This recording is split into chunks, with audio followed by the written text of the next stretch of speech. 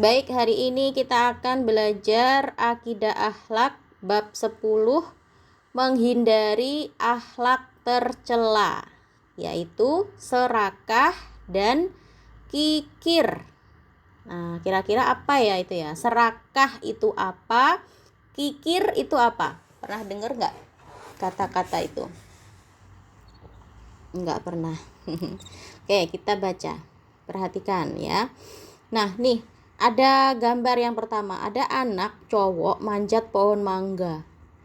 Temennya nggak dikasih nih yang bawah karena cewek, dia nggak bisa manjat. Ya. Terus ada tulisannya, makanya jangan serakah. Kira-kira serakah itu apa? Serakah. Sudah ada gambaran belum? Serakah itu apa gitu? Tahu nggak? Belum tahu. Oke, sekarang kita baca. Sesungguhnya manusia diciptakan dalam posisi dan kondisi yang paling sempurna. Kenapa kok manusia itu paling sempurna? Kok bukan malaikat? Padahal malaikat itu makhluk yang nggak pernah berbuat salah.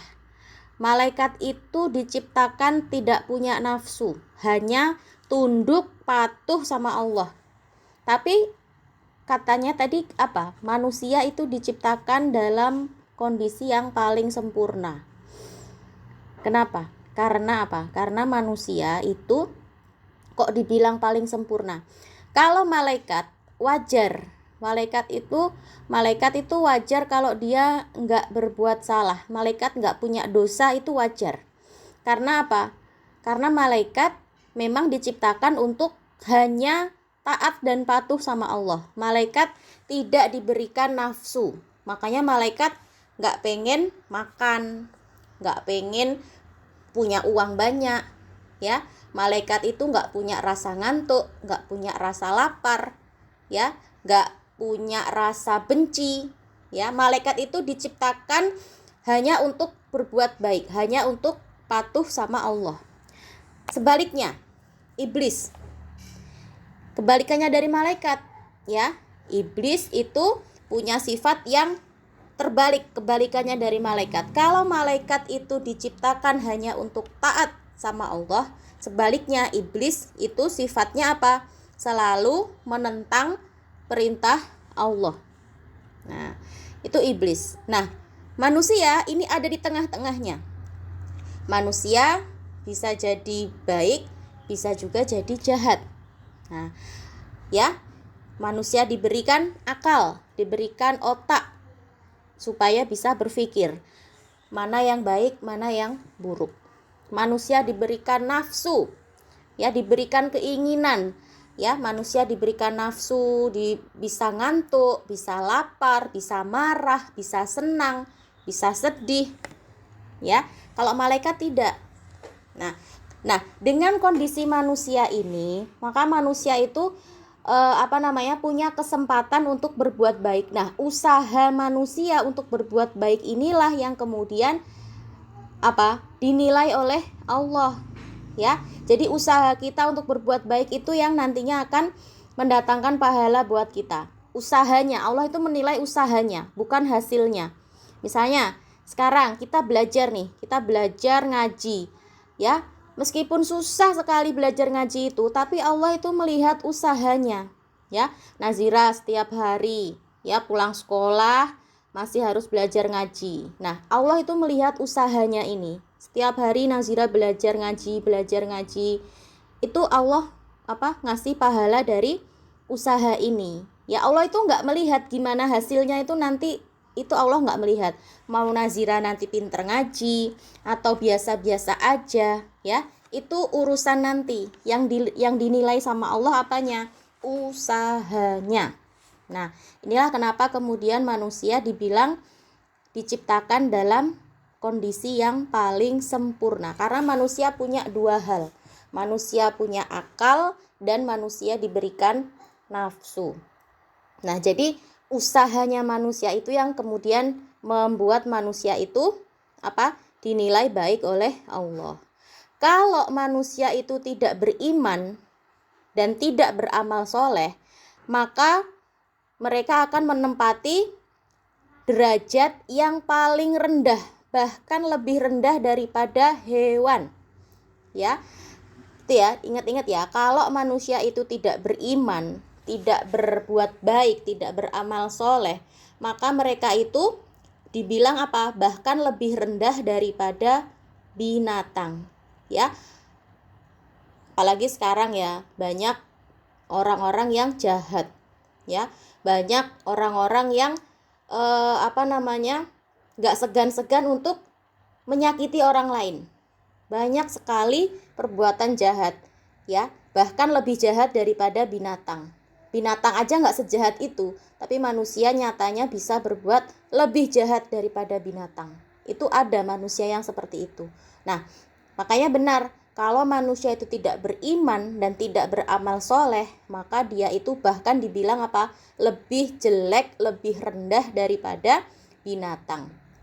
Nah, oleh karena itu Islam menganjurkan umatnya untuk menghindari akhlak tercela. Ya, bagaimana caranya? Dengan beriman kepada Allah dan beramal soleh. Gitu. Nah, sekarang mari menghindari sifat serakah. Apakah sifat serakah itu? Ya, mari mengenal sifat serakah. Kenapa serakah itu tergolong akhlak tercela? Kenapa serakah itu dibilang sebagai perbuatan yang buruk yang harus dihindari? Nah, serakah itu adalah sikap ingin memiliki sesuatu yang lebih daripada yang sudah dia miliki. Ya, orang serakah itu tidak pernah merasa cukup, tidak pernah merasa puas. Dia selalu merasa kurang. Ya, yang ada di dalam pikirannya itu hanya apa? Mau menguasai semuanya secara berlebihan. Nah, orang Islam dilarang bersifat serakah ini karena apa? Termasuk kotoran dalam hati, penyakit dalam hati. Ya, ada nggak orang yang sebenarnya dia sudah kaya, tapi masih pengen kaya lagi? Ya, tasnya udah banyak sekali, dia suka koleksi tas-tas yang branded, yang mahal-mahal, harganya ratusan juta. Tas apa mereknya? Hermes, Louis Vuitton misalnya. Ya, itu kan tas mahal-mahal semua. Tapi dia pakai itu, dia beli hanya untuk koleksi, bukan untuk dipakai. Nah, dia koleksi mobil misalnya. Ya, dia koleksi mobil. Mobilnya mobil mewah, bukan mobil yang biasa-biasa aja. Mobil sport. Ya. Terus dia punya rumah, banyak sekali rumahnya. Ya, padahal yang ditempatin cuman satu, tapi rumahnya banyak sekali. Nah, dia punya motor. Dia punya motor banyak sekali. Bukan hanya motor yang dipakai untuk sehari-hari, tapi motornya sudah motor yang motor sport. Ya, moge, motor gede itu yang harganya mahal-mahal semua. Nah, tapi dia masih pengen menambah kekayaannya. Dia tidak pernah merasa cukup, ya. Dia selalu merasa kurang aja. Ya, tidak pernah merasa puas. Nah, ini yang dinamakan dengan serakah. Serakah itu selalu, orang yang serakah itu apa? Selalu pengen lebih banyak. Nah, dia tidak peduli cara yang ditempuh itu benar atau tidak. Dia tidak berpikir, ya, harta yang didapat itu halal atau tidak. Dia tidak berpikir apakah yang dilakukan itu bisa mengorbankan orang lain atau tidak. Yang dipikirannya apa? Yang penting tujuannya tercapai. Nah, ini namanya orang serakah. Ya. Rasulullah bersabda yang artinya, jika anak Adam itu diberikan satu gunung emas, dia akan mencari yang kedua. Dan jika dia diberikan yang kedua, dia sudah punya 2 gunung emas, dia akan mencari yang ketiga. Ya, dan tidak ada yang bisa menutupi mulut anak Adam melainkan tanah. Maksudnya apa?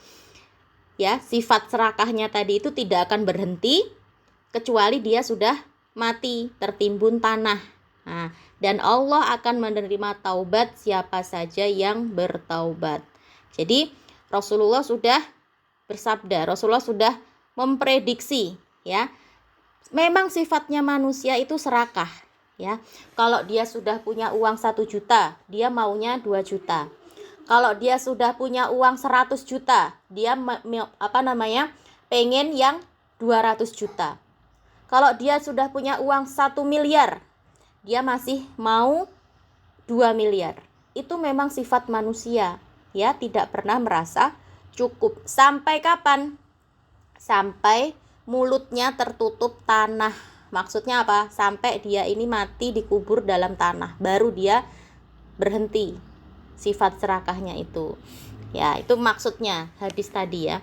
Nah, dalam Al-Qur'an juga disebutkan, dalam Al-Qur'an surat Al-Humazah.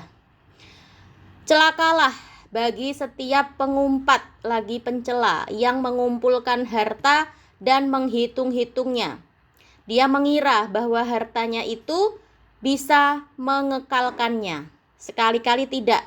Sesungguhnya dia benar-benar akan dilemparkan ke dalam hutomah.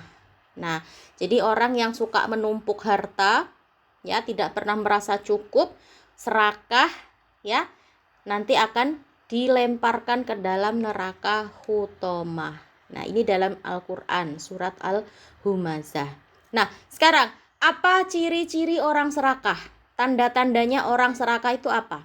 Yang pertama, dia mau kekayaan dalam jumlah yang berlebihan. Jadi, ya, dia sudah punya rumah, dia sudah punya mobil, dia sudah punya motor misalnya, dia sudah punya penghasilan yang cukup untuk hidup sehari-hari, tapi dia masih mau yang lebih. Nah, dia mau semuanya lebih pokoknya, ya, padahal cukupnya hanya segitu misalnya. Misalnya dia cukup dengan uang 10 juta sebulan, tapi dia maunya 20 juta. Nah, ini contohnya orang serakah, ya. Dia menginginkan kekayaan dalam jumlah yang berlebihan. Kemudian yang kedua, ciri-cirinya tidak pernah merasa cukup. Nah, ya, gak pernah merasa cukup. Padahal dengan uang 10 juta itu di Indonesia itu sudah bisa hidup cukup lah ya. Ya, 10 juta itu kalau di Indonesia itu sudah cukup. Kalau di Jepang mungkin gak cukup ya. Berapa kira-kira pengeluaran di Jepang sebulan? Tahu nggak? Nggak tahu. Kalau di Jepang itu pengeluaran buat hidup itu berapa sebulan?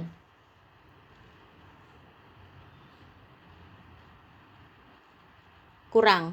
Nah, beda karena di Jepang apa-apa mahal. Beda dengan di Indonesia, apalagi kalau hidupnya di desa misalnya. Uang 10 juta itu sudah sangat cukup sekali.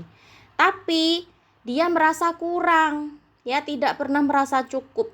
Karena apa? Karena gaya hidupnya, ya, setiap hari jajan, setiap hari ke mall misalnya, ya, barang-barangnya barang-barang yang mewah, HP-nya iPhone.